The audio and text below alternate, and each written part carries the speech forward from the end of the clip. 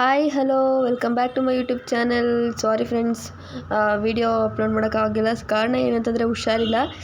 ತುಂಬಾ ನೀರು ಚೇಂಜ್ ಆಯ್ತಲ್ವ, ತುಂಬಾ ಶೀತ ಆಗಿದೆ. ಸೊ ಗಂಟ್ಲು ನೋವು, ಹಾಗಾಗಿ ಮಾತಾಡೋಕ್ಕೂ ಕೂಡ ಆಗ್ತಾಯಿರಲಿಲ್ಲ, ವಾಯ್ಸ್ ಓವರು ಕೂಡ ಕೊಡೋಕ್ಕಾಗ್ತಿರ್ಲಿಲ್ಲ. ದಾಸವಾಳದ ಹೂವು ನೋಡಿ 3 ಬಿಟ್ಟಿದೆ. ಅವತ್ತು ತೊಗೊಂಡಿದ್ದು ತುಂಬ ಮೊಗ್ಗಿದೆ, ಚೆನ್ನಾಗಿದೆ. ಗಿಡ ಮಾತ್ರ ಚೆನ್ನಾಗಿ ಹತ್ಕೊಂತು ಅದು ಗಿಡ. ಸೊ ಇವಾಗ ಮನೆಯೆಲ್ಲ ಕ್ಲೀನ್ ಮಾಡಿದ್ದೀನಿ ಫ್ರೆಂಡ್ಸ್. ಯಾಕೆಂದರೆ ಇವತ್ತು ಶನಿವಾರ ವಾರ ಇರೋದ್ರಿಂದ ಎಲ್ಲ ಮನೆಯೆಲ್ಲ ಬೇಗನೆ ಗುಡಿಸಿ ಕ್ಲೀನ್ ಮಾಡಿದೆ. ನೀರು ಕೂಡ ಕಾಯಕ್ಕಿಟ್ಟಿದ್ದೀನಿ. ಆಮೇಲೆ ಸ್ನಾನ ಮಾಡ್ಕೊಳ್ಳೋಣ, ಪೂಜೆ ಮಾಡಿಬಿಡೋಣ ಅಂತೇಳಿ. ಇನ್ನು ಅಡುಗೆ ಕೂಡ ಮಾಡಿಲ್ಲ, ಏಕೆಂದರೆ ಪೂಜೆ ಎಲ್ಲ ಮುಗಿಸ್ಬಿಟ್ಟು ಆಮೇಲೆ ಅಡುಗೆ ಮಾಡೋಣ ಅಂತೇಳಿ. ಇವತ್ತು ಅಡುಗೆನೇ ಮಾಡೋಣ ಅಂತ ಅಂದ್ಕೊಂಡಿದ್ದೀನಿ. ಯಾಕೆಂದರೆ ಅಲ್ಲಿ ಟೈಮ್ ಆಲ್ರೆಡಿ 10:45 11 ಗಂಟೆ ಆಗ್ತಾ ಬಂದಿದೆ. ಸೊ ಹಾಗಾಗಿ ಡೈರೆಕ್ಟ್ ಅಡುಗೆ ಮಾಡೋಣ. ಇವತ್ತು ಸ್ಯಾಟರ್ಡೆ, ಪುನಿಗೂ ಕೂಡ ರಜಾ. ಸೊ ಹೊರ್ಗಡೆ ಹೋಗೋಣ ಅಂತ ಹೇಳಿದರು, ನೋಡೋಣ ಅಂತೇಳಿ ಸುಮ್ಮನೆ ಆದೆ. ಸೊ ರಂಗೋಲಿ ಹಾಕ್ತಾಯಿದ್ದೀನಿ. ರಂಗೋಲಿ ಹಾಕೋದೇ ಕಾಣಿಸ್ತಾ ಇಲ್ಲ. ನಾನು ಏನು ಅಂದ್ಕೊಂಡಿದ್ದೀನಿ, ಕಾಣಿಸುತ್ತೆ ಅಂತ ಹೇಳ್ಬಿಟ್ಟು ಸೆಲ್ಫಿ ವಿಡಿಯೋ ಆನ್ ಮಾಡಿಟ್ರೆ ಅದು ಬಡ್ಡಿ ಮಗೊಂದು ಹಾಗೇ ಇಲ್ಲ. ನೋಡಿ ಲಾಸ್ಟಲ್ಲಿ ಈ ಥರ ರಂಗೋಲಿ ಹಾಕಿದ್ದೀನಿ. ನಾನೇ ಸೊ ಪೂಜೆಗೆ ಎಲೆ ತರೋಣ ಅಂತ ಹೋಗ್ತಾಯಿದ್ದೀನಿ ಮೇನ್ ರೋಡಿಗೆ. ಅಲ್ಲಿ ನಮ್ಮತ್ತೆ ಹತ್ರ ಸಿಗೋದಿಲ್ಲ. ಸೊ ಹಾಗಾಗಿ ಪೂಜೆಗೆ ಎಲೆ ತರೋಣ ಅಂತ ಹೋಗ್ತಾಯಿದ್ದೀನಿ. ಸ್ನಾನ ಆಯಿತು, ಪುನರ್ವಧು ಸ್ನಾನ ಆಯಿತು. ಸೊ ಪೂಜೆ ಮಾಡೋಣ ಅತ್ಲಾಗಿ ಬೇಗ ಪುನಿ ಹೋಗೋ ಅಷ್ಟೊಳಗೆ ಅಂತ ಎಲೆ ತರೋಣ ಅಂತ ಹೋಗ್ತಾಯಿದ್ದೀನಿ ಮೇನ್ ರೋಡಿಗೆ. ಅವರಿಗೆ ಟಿ ವಿ ಹಾಕ್ಕೊಟ್ಬಿಟ್ಟು ಬಂದಿದ್ದೀನಿ. ಸೊ ಮೇನ್ ರೋಡಿಗೆ ಬಂದೆ. ಆಮೇಲೆ ತುಂಬ ಜನ ಇದ್ದರು. ಸೊ ಇವತ್ತು ಶನಿವಾರ ಬೇರೆ ಅಲ್ವಾ, ಹೆಂಗೂ ಸ್ನಾನ ಮಾಡಿದ್ದೀನಿ, ಏನೂ ತಿಂದಿಲ್ಲ ಅಂತೇಳಿ ದೇವಸ್ಥಾನಕ್ಕೆ ಹೋಗ್ಬಿಟ್ಟು ಬರೋಣ ಅಂತೇಳಿ ದೇವಸ್ಥಾನಕ್ಕೆ ಹೊರಟೆ. ಸೊ ಎಷ್ಟು ರಶ್ ಇತ್ತು ಅಂದರೆ ತುಂಬಾ ರಶ್ ಇತ್ತು. ಇವತ್ತೇನು ಪುನರ್ವಧು ಹೆದರಿಕೆ ಇಲ್ಲ, ಯಾಕೆಂದರೆ ಅವ್ರ ಅಪ್ಪ ಇದ್ದಾರೆ. ಸೊ ಟಿ ವಿ ಆನ್ ಮಾಡಿಕೊಟ್ಟು ಅವ್ರ ಅಪ್ಪ ಇದ್ರೆಲ್ಲ ನೋಡ್ಕೊ ಅಂತ ಹೇಳಿ ಬಂದಿದ್ದೆ. ತುಂಬ ರಶ್ ಇದ್ದರು ಫ್ರೆಂಡ್ಸ್. ಎಷ್ಟು ರಶ್ ಇತ್ತು ಅಂದರೆ ಕಾಲಿಡೋಕ್ಕೆ ಜಾಗ ಇಲ್ಲ, ಹಂಗೆ ರಶ್ ಇತ್ತು. ಸೊ ಪ್ರದಕ್ಷಿಣೆ ಹಾಕಿ ನವಗ್ರಹ ದೇವರುಗಳಿದೆ ಅಲ್ಲಿ, ಪ್ರದಕ್ಷಿಣೆ ಹಾಕಿ ದೇವ್ರ ಪೂಜೆ ಎಲ್ಲ ನೋಡಿಕೊಂಡು ಮಂಗಳಾರತಿ ತೊಗೊಂಡು ಬಂದೆ. ಇದು ಒಂದೇ ಒಂದು ದೇವ್ರ ವಿಡಿಯೋ ಮಾಡೋಕ್ಕಾಯ್ತು ಅಷ್ಟೇ, ಇನ್ನೆಲ್ಲ ಫುಲ್ ರಶ್ ಇತ್ತು. ಸೊ ಹಾಗಾಗಿ ಮಾಡೋಕ್ಕಾಗಲಿಲ್ಲ. ನೋಡಿ ಶಿವ ಚೆನ್ನಾಗಿದೆ. ಮತ್ತು ಇನ್ನು ಕುಂಕುಮ ಅಲ್ಲ, ಇದನ್ನು ಗಂಧ ಇಟ್ಕೊಂಡು ಆಚೆ ಬಂದೆ. ಈಗ ಹೋಗಬೇಕು. ಫುಲ್ ರಶ್ ಇದ್ದರು ಫ್ರೆಂಡ್ಸ್ ದೇವಸ್ಥಾನದಲ್ಲಿ. ಹಂಗೆ ಹೋದ್ನಲ್ಲ, ಸೊ ಸ್ನಾನ ಮಾಡ್ಕೊಂಡಿದ್ದೆ, ಮಡಿಯಾಗಿದ್ದನಲ್ಲ ಅಂತ ಹೋದೆ. ಫುಲ್ ರಶ್ ಇತ್ತು. ಹಾಗೆ ಕೈ ಮುಗಿದ್ಬಿಟ್ಟು ಪ್ರದಕ್ಷಿಣೆ ಹಾಕಿ ಬಂದೆ. ಪುನರ್ವು ಏನಾದ್ರು ಹೇಳಿದ್ರೆ ಜಗಳಾಡ್ತಾನೆ, ನಾನು ಕರ್ಕೊಂಡು ಹೋಗಿಲ್ಲ ಅಂತ. ಸೊ ಆಮೇಲೆ ಏನಾದರೂ ಟೈಮ್ ಸಿಕ್ಕಿದ್ರೆ ಅವ್ನು ಕರ್ಕೊಂಡು ಬರ್ತೀನಿ. ಈಗ ಪೂಜೆ ಮಾಡಬೇಕು, ಲೇಟಾಗಿದೆ. ಹುಳಿಯದೆಲ್ಲ ತೊಗೊಂಡು ಹೋಗ್ತೀನಿ. ಹೂವು ಅಲ್ಲೇ ಬಂದಿದ್ರು, ತೊಗೊಂಡಿದ್ದೆ. ಸೊ ಈಗ ಪೂಜೆ ಮಾಡಿ ಊಟ ಮಾಡಬೇಕು, ಅಡುಗೆ ಮಾಡಬೇಕು. ಊಟ ಅಂತಿದ್ದೀನಿ, ಅಡುಗೆನೇ ಮಾಡಿಲ್ಲ ಇವತ್ತು. 11 ಗಂಟೆ ಆದ್ರೂ ಬೇಗ ಹತ್ಲಕ್ಕೆ ಪೂಜೆ ಮುಗಿಸ್ಬಿಡೋಣ ಅಂತ ಮನೆ ಕೆಲಸ ಎಲ್ಲ ಮುಗಿಸ್ದೆ. ನಮ್ಮ ರಾಣಿ, ನಮ್ಮ ಡಾರ್ಲಿಂಗ್, ನಮ್ಮ ಅಂಬಾರಿ ಏನು ಹೆಂಗೆ ನಿಂತಿದ್ದಾಳೆ, ದೇವತೆ. ಸೊ ಮನೆಗೆ ಬಂದು ಪೂಜೆ ಸ್ಟಾರ್ಟ್ ಮಾಡಿದೆ. ಹೂವು ಎಲ್ಲ ಇಲ್ಲೇ ಬಂದು ಹತ್ರ ತೊಗೊಂಡಿದ್ದೆ. ಎಲೆ ಅಂತೂ ಮಾತಾಡ್ಸೋಕ್ಕೆ ಆಗೋಲ್ಲ ಫ್ರೆಂಡ್ಸ್. ₹2 ಒಂದು, ₹10ಗೆ 5. ಸೊ ಚಿಕ್ಕ ಎಲೆ ಕೊಟ್ಟಿದ್ದಾರೆ. ಅದನ್ನು ಇನ್ನೇನು ನಾನು ಕಳ್ಸೋ ಚಿಕ್ಕದಿದೆ, ಆಗುತ್ತೆ. ಸೊ ಎಲ್ಲ ರೆಡಿ ಮಾಡಿಕೊಂಡು ಎಲ್ಲ ತೊಳ್ಕೊಂಡು ಅದನ್ನು ಕ್ಲೀನ್ ಮಾಡಿ ಹೂವು ಎಲ್ಲ ಮುಡಿಸೋದಿಗೆ ತುಂಬಾ ಟೈಮ್ ಆಗೋದು.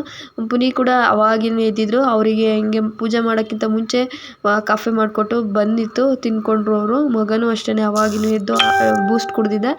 ಸೊ ಯಾವುದು ಟೆನ್ಷನ್ ಇಲ್ಲ ಅಂತೇಳಿ ಅಣ್ಣ ಬೇಗ ಕೆಲ್ಸಕ್ಕೆ ಹೋಗಿದ್ದ, ಅವ್ನು ಹೊರಗಡೆನೇ ತಿನ್ಕೋತೀನಿ ಅಂತ.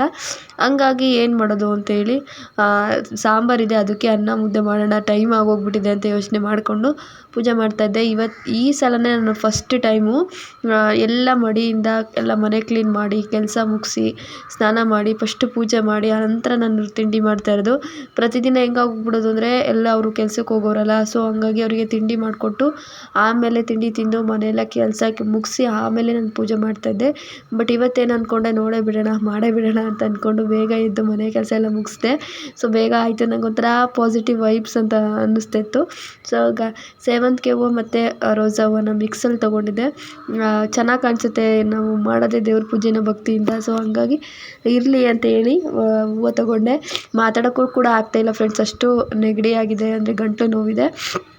ಏನು ಮಾಡೋದು, ಗ್ಯಾಪ್ ಆಗಿಬಿಡುತ್ತೆ ಮತ್ತು ವ್ಯೂಸ್ ಕಡಿಮೆ ಆಗಿಬಿಡುತ್ತೆ ಅಂತ ಹೇಳಿ ಹಂಗಾದ್ರೂ ಹಂಗಾರು ಆಗಲೇ ಇಲ್ಲ ಹಾಕೋಕ್ಕೆ. ಸೊ ಹಾಕೇ ಬಿಡೋಣ ಇವತ್ತು ಅಂತ ಹೇಳಿ ಹಾಕ್ತಾಯಿದ್ದೀನಿ. ಈಗ ಪೂಜೆಗೆಲ್ಲ ರೆಡಿ ಆದಮೇಲೆ ಪೂಜೆ ಮಾಡ್ತಾಯಿದ್ದೀನಿ. ನಾನಿನ್ನು ಚಿಕ್ಕ ದೀಪ ತೊಗೊಂಡಿಲ್ಲ, ಸ್ವಲ್ಪ ಉದ್ದ ಅಂದರೆ ದೀಪಾಲೆ ಕಂಬ ಅಂತಾರಲ್ಲ, ಅದನ್ನು ತೊಗೊಬಂದಿದ್ದೆ. ಇದ್ದಾವೆ ಅಂತ ಅಂದ್ಕೊಂಡಿದ್ದೆ ಚೀಲದಲ್ಲಿ, ಅದಕ್ಕೆ ಮನೇಲಿ ಇಟ್ಟಿದ್ದ ಪಾತ್ರೆಯಲ್ಲಿ. ಬಟ್ ಅದು ಇರಲಿಲ್ಲ. ಸೊ ಹಾಗಾಗಿ ಊರಿಗೆ ತೊಗೊಂಡೋಗಿದ್ದೀನಿ ಅಂತ ಅಂದ್ಕೊಂಡು ಇದೇ ದೀಪದಲ್ಲಿ ಪೂಜ್ತಾ ಇದ್ದೀನಿ. ನನ್ನ ಕೂದಲು ನೋಡಿ ಫ್ರೆಂಡ್ಸ್ ಎಷ್ಟು ಚೆನ್ನಾಗಿ ಕಾಣಿಸ್ತಿದೆ ಪೂಜೆ ಮಾಡಬೇಕಾದ್ರೆ. ನಿಜ ಅದು ಉದ್ದ ಕೂದಲು ಅಂತ ಅಂದ್ಕೋಬೇಕು, ಆ ಥರ ಕಾಣಿಸ್ತಾ ಇದೆ. ನಿಜ ಉದ್ದ ಏನೋ ಇದೆ, ಓಕೆ ಉದ್ದ, ಆದರೆ ಎಷ್ಟು ತೆಳ್ಳಗಿದೆ ಅಂದರೆ ಅದು ಸ್ನಾನ ಮಾಡೋದ್ರಿಂದ ನಂದು ಒರಟು ಕೂದಲು ಸ್ವಲ್ಪ ಫುಲ್ಲು ಹರಡ್ಕೊಳ್ಳುತ್ತೆ. ಹಂಗಾಗಿ ಸಾಫ್ಟ್ ಕೂದಲಲ್ಲ ನಂದು, ಹಂಗಾಗಿ ಅದು ಅಷ್ಟು ದಪ್ಪ ಅಷ್ಟು ಉದ್ದ ಕಾಣಿಸ್ತಾ ಇದೆ. ನಾನೇ ಅನ್ಕೋತಿದ್ದೆ ಇದು ನನ್ನ ಕೂದಲ ಅಂತ, ಅಷ್ಟು ಉದುರ್ತಾ ಇದೆ ನೋಡಿರೆ ಅಂತ ಅಂದ್ಕೊಂಡು. ಅಂದರೆ ನಂದು ಒರಟು ಕೂದಲಲ್ವಾ, ಸೊ ಹಾಗಾಗಿ ಎಲ್ಲ ಮುಗೀತು. ಈಗ ಅಡುಗೆಗೆ ತಯಾರು ಮಾಡ್ಕೋಬೇಕು. ಕುಕ್ಕರ್ಗೆ ಅನ್ನಕ್ಕೆ ಇಡೋಣ ಅಂತ ಯೋಚನೆ ಮಾಡಿಕೊಂಡು, ಸಾಂಬಾರು ಇದೆಯಲ್ಲ ಅದಕ್ಕೆ ಅನ್ನ ಮಾಡಿಬಿಟ್ಟು ಮುದ್ದೆ ಮಾಡಿ ಹಪ್ಳ ಎಣ್ಗಾಕೋಣ ಅಂತ ಅನ್ಕೊತಿದ್ದೆ. ನೋಡೋಣ ಹೆಂಗಾಗುತ್ತೋ ಗೊತ್ತಿಲ್ಲ ಇನ್ನು. ಈಗ ಸದ್ಯಕ್ಕೆ ನೈವೇದ್ಯ ಮಾಡ್ತಾಯಿದ್ದೀನಿ. ಬಾಳೆಹಣ್ಣು ಇಟ್ಟಿದ್ದೆ, ಸೊ ಅದನ್ನು ನೈವೇದ್ಯ ಮಾಡ್ತಾಯಿದ್ದೀನಿ. ನಮ್ಮ ಕಡೆ ಯಾವುದಾದ್ರೂ ಒಂದು ಇಡ್ಡೇ ಇಡ್ತಾರೆ, ಕೊನೆ ಪಕ್ಷ ಅನ್ನ ಸಾರನ್ನು ಮಡಿಯಿಂದ ಮಾಡಿ ಅನ್ನ ಸಾರು ಇಟ್ರೂ ಓಕೆನೆ. ಸೊ ಹಾಗಾಗಿ ಈಗ ತಲೆಗೊಂದು ಮುಡ್ಕೊಂಡು ನಮಸ್ಕಾರ ಹಾಕ್ತಾಯಿದ್ದೀನಿ. ಒಳ್ಳೆ ದೇವಸ್ಥಾನದ ರೀತಿ ಫೀಲ್ ಆಗ್ತಾಯಿತ್ತು ಫ್ರೆಂಡ್ಸ್ ನಾನೇ ಮಾಡೋದ್ರಿಂದ. ಊರಲ್ಲೆಲ್ಲ ಹೆಣ್ಮಕ್ಳು ಮಾಡೋದಿಲ್ಲ, ಗಂಡು ಮಕ್ಳು ಮಾಡೋದು ನಮ್ಮ ಮನೇಲಿ. ಸೊ ಇಲ್ಲಿ ಪುನಿ ಆಗಲ್ಲ ಟೈಮ್ ಸರಿಯಾಗಿ ಅಂತೇಳಿ ನಾನೇ ಮಾಡಿದೆ.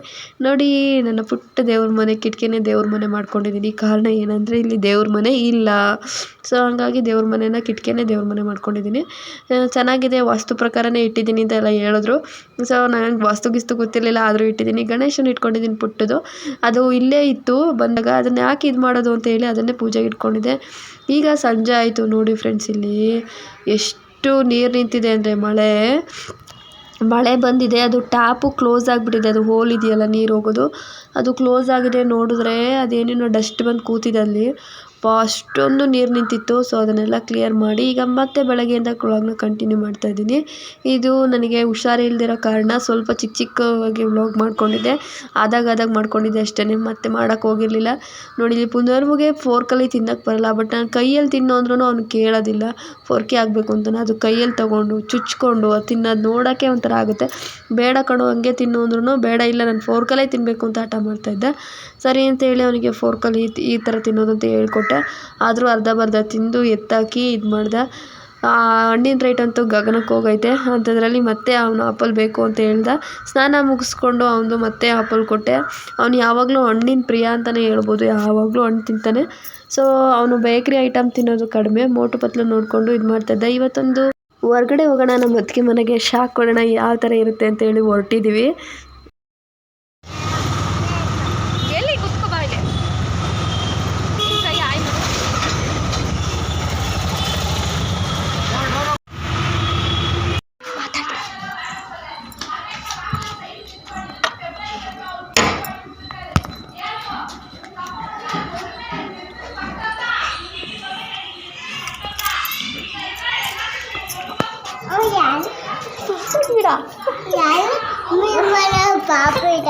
ಮಾತಾಡ್ಬಿಡಕಳು ಅಂದ್ರು ಕೇಳಂಗಿಲ್ಲ.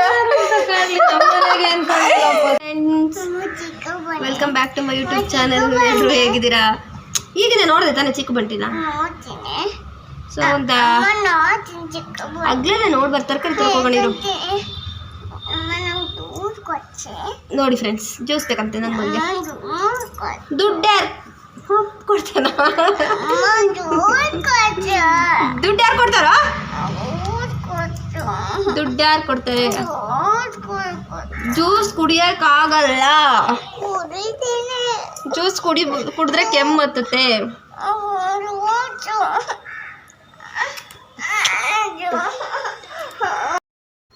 ಈಗ ತರಕಾರಿ ತಗೊಂಡು ಮನೆಗೆ ಹೋಗ್ತಾ ಇದ್ದೀವಿ. ಇವತ್ತು ಜಾಸ್ತಿ ವ್ಲಾಗ್ ಮಾಡ್ಕೊಳಕ್ಕಾಗಿಲ್ಲ ಫ್ರೆಂಡ್ಸ್, ಅಷ್ಟೇ. ಮನೆಗೆ ಬಂದು ಜ್ಯೂಸ್ ಕುಡಿದು ನೋಡಿ ನನ್ನ ಮಗ ಕಸ ಹೊಡಿತೀನಿ ಅಂತ ಹೊಡಿತವನೆ. ಅಯ್ಯೋ ನೋಡಿದ್ರೆ ಹಿಂಗೆ ಮಾಡ್ತಾನೇನೋ ಅನ್ಬೇಕು. ಸೊ ಈ ವ್ಲಾಗ್ ಕೂಡ ಎಂಡ್ ಮಾಡೋ ಟೈಮ್ ಬಂತು ಫ್ರೆಂಡ್ಸ್. ಇಷ್ಟ ಆದರೆ ದಯವಿಟ್ಟು ಲೈಕ್ ಮಾಡಿ, ಶೇರ್ ಮಾಡಿ, ಸಬ್ಸ್ಕ್ರೈಬ್ ಮಾಡಿ. ಸಿಗ್ತೀನಿ ಮುಂದಿನ ವ್ಲಾಗ್ ಒಂದಿಗೆ. ಬೇಜಾರು ಮಾಡ್ಕೊಬಿಡಿ, ಹುಷಾರಿಲ್ಲದೆ ಕಾರಣ ವೀಡಿಯೋನ ಅಪ್ಲೋಡ್ ಮಾಡೋಕ್ಕಾಗ್ತಾಯಿಲ್ಲ.